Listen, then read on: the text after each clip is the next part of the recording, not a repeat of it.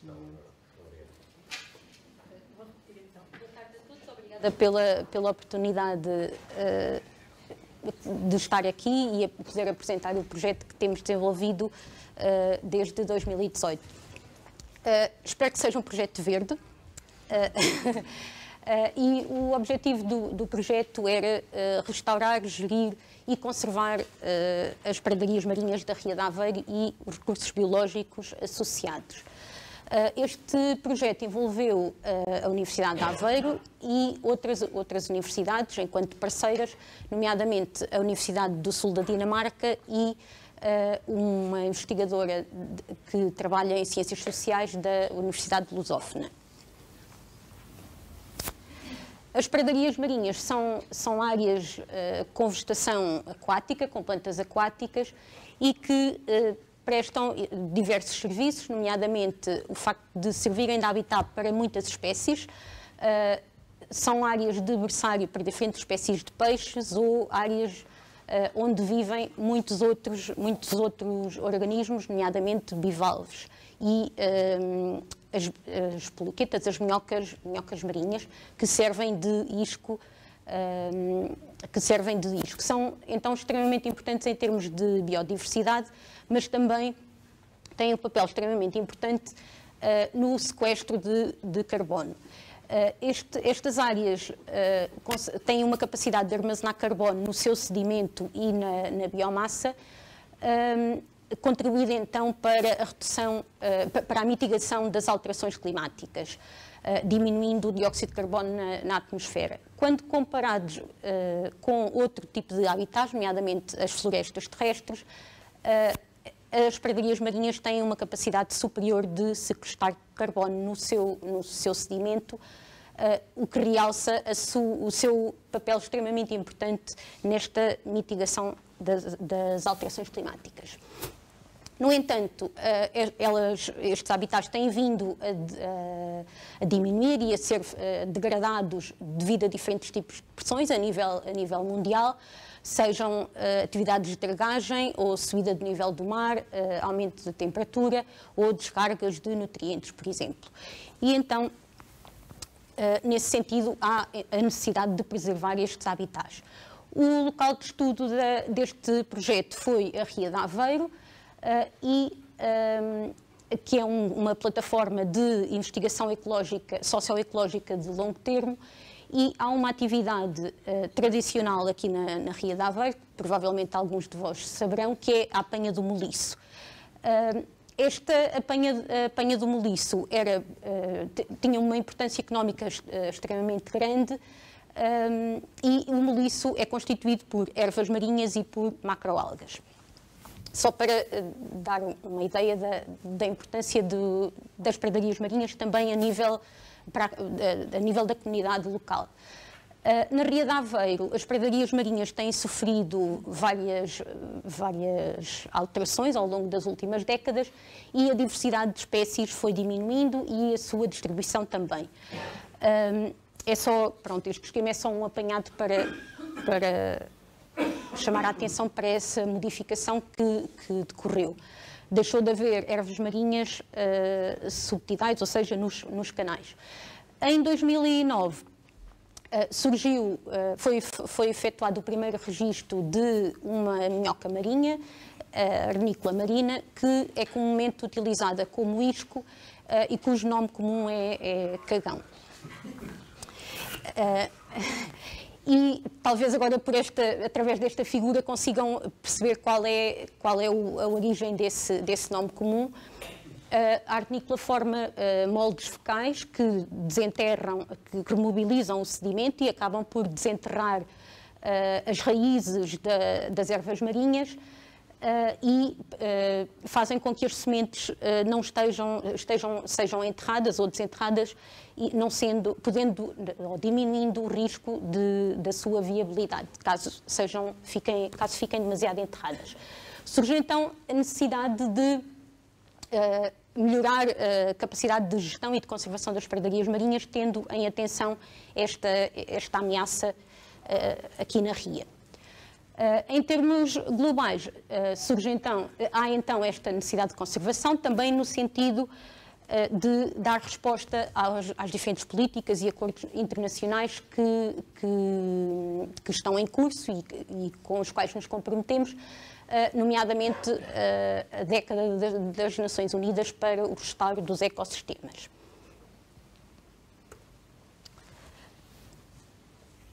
Há então, com base neste contexto, temos então diferentes tipos de desafios, por um lado naturais, mas por outro lado societais, e temos então a vulnerabilidade a ameaças, nomeadamente a introdução de espécies exóticas e, por exemplo, as alterações climáticas são outra das ameaças, e é importante, por outro lado, perceber qual é a percepção dos utilizadores da RIA e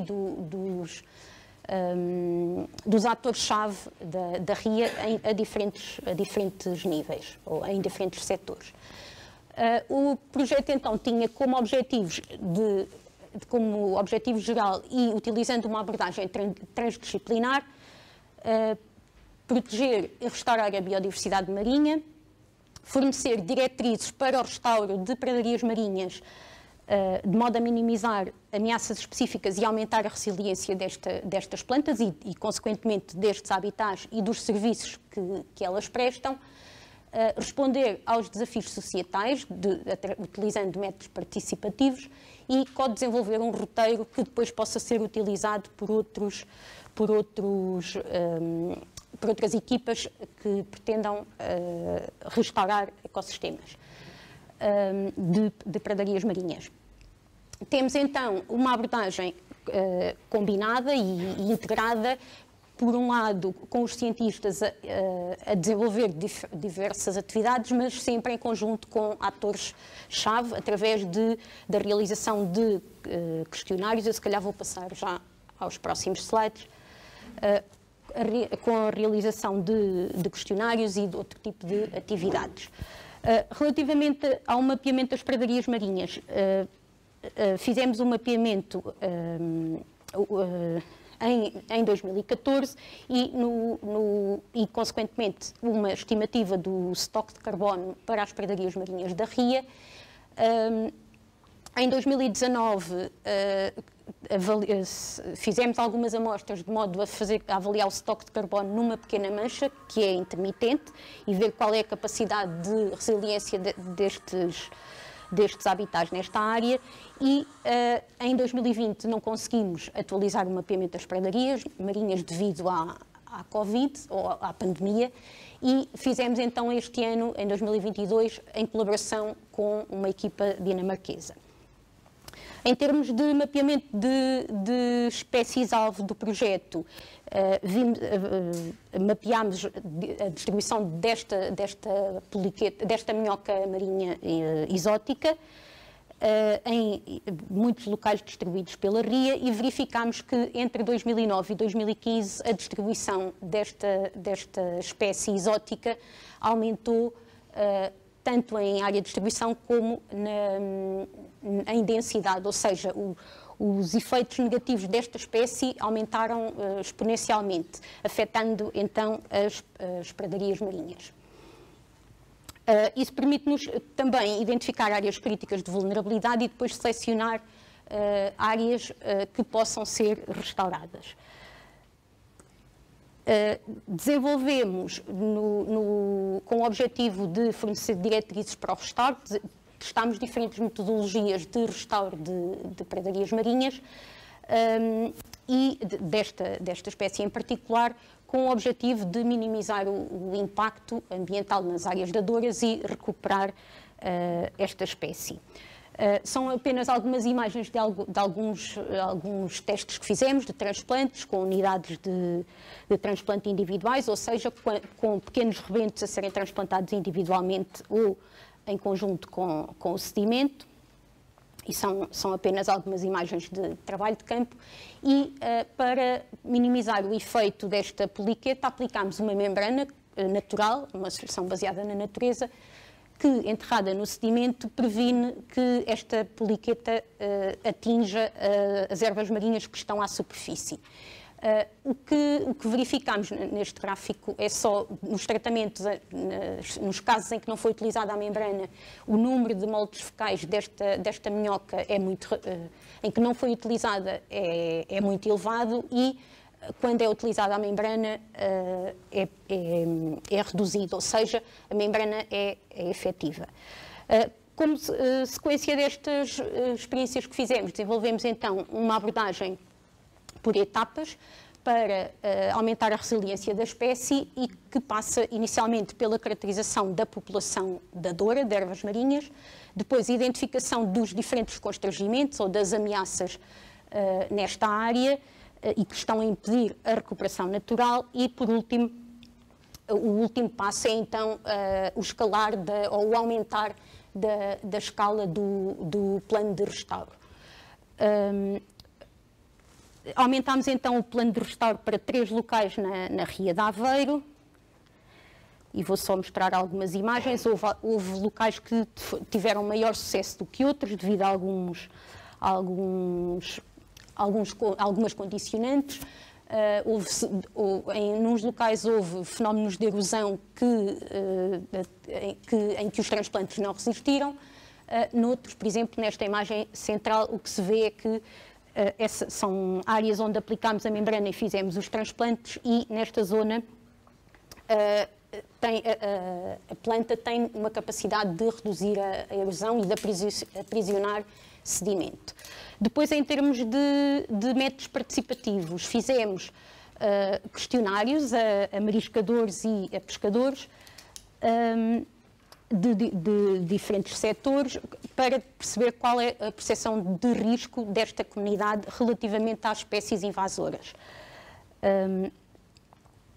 O que verificamos é que há indivíduos ou pessoas que tenham uma maior identidade ambiental, que tenham uma maior ligação ao espaço, por vezes têm uma menor percepção da importância destes habitats.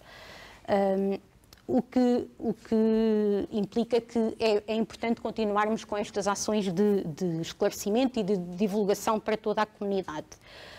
Desenvolvemos também no âmbito do projeto vários seminários de divulgação e o objetivo, iremos ainda realizar um workshop e o objetivo final será desenvolver ou co-desenvolver com os utilizadores da RIA um roteiro para o restauro da biodiversidade destes ecossistemas e conservação destes ecossistemas.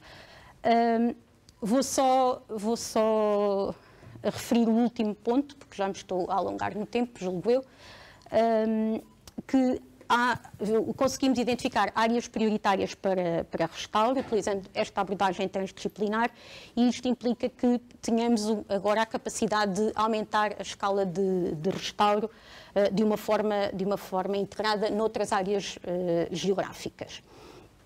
Fizemos também diferentes atividades de divulgação a diferentes níveis, tanto em termos científicos como para o público em geral. E em termos de legado, para completar este legado, o projeto contribuiu para o cumprimento, ou irá contribuir a médio e longo prazo para o cumprimento destas metas e agendas políticas. Conseguimos reforçar a participação dos atores-chave neste projeto, que será importante também para projetos futuros. Aumento da literacia e divulgação desta temática e depois a capacidade de aumentar a escala destas atividades e de diversificar as metodologias utilizadas. Falando também em infraestruturas, que o Sr. Vice-Reitor tinha referido esta manhã, uma das infraestruturas que conseguimos implementar no âmbito deste projeto e do projeto que vai ser apresentado de seguida pelo meu colega Pedro, foi um sistema de suporte de vida em que poderemos simular marés e fazer experiências em mesocosmos ou no laboratório com este tipo de organismos. Ou outros organismos de fauna. Por fim, agradecer a toda a equipa do projeto que contribuiu para a obtenção destes resultados e do cumprimento dos objetivos do projeto. Obrigada.